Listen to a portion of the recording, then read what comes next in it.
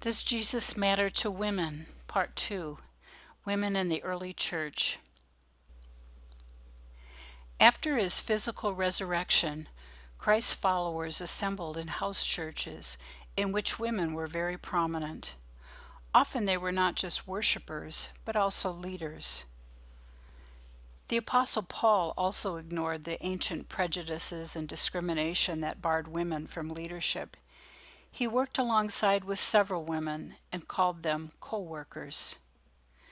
In the early church, women had equal access with men to baptism and the Lord's Supper. This acceptance of women was not a calculated result of a woman's movement.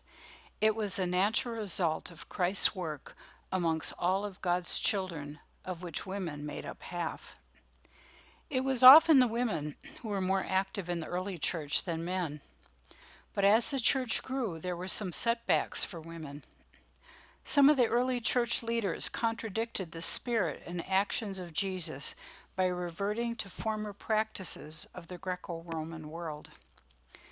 It resulted in women being excluded from leadership roles as well as some other aspects of life in the church.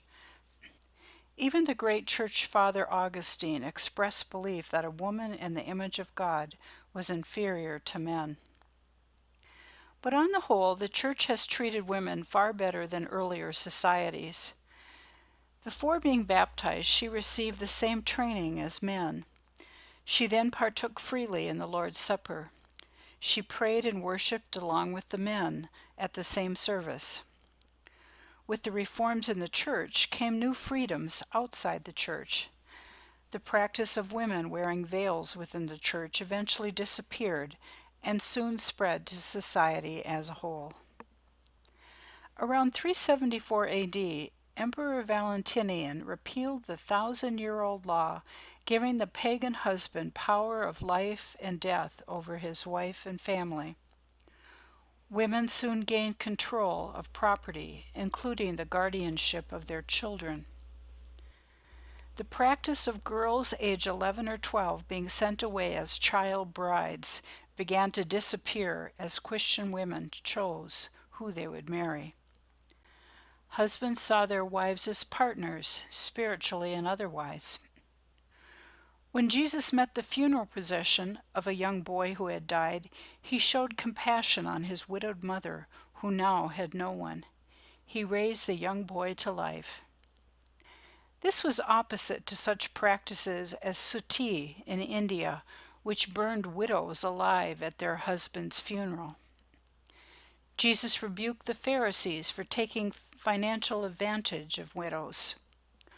All throughout the epistles, we see the care taken for widows, quite opposite to her being as good as dead alongside her dead husband. The binding of women's feet in China existed for at least 1,000 years. At the age of 5, a young girl's feet were bound to resemble a clenched fist and done to please men. With her feet bound, a woman had to walk on tiptoe and sway seductively. It was an inhumane practice that caused severe infections, gangrene, leg amputations, and often death.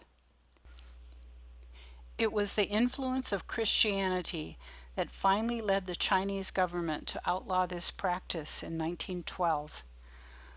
And while a Chinese woman today might not realize the influence that Christians had in repealing this cultural practice, they nevertheless enjoy much freedom and dignity because of it. As we look over the world today, we can clearly see the divide in countries where Jesus Christ has been embraced. For the women in these countries, there is dignity, respect, and a freedom that even now continues to grow for them.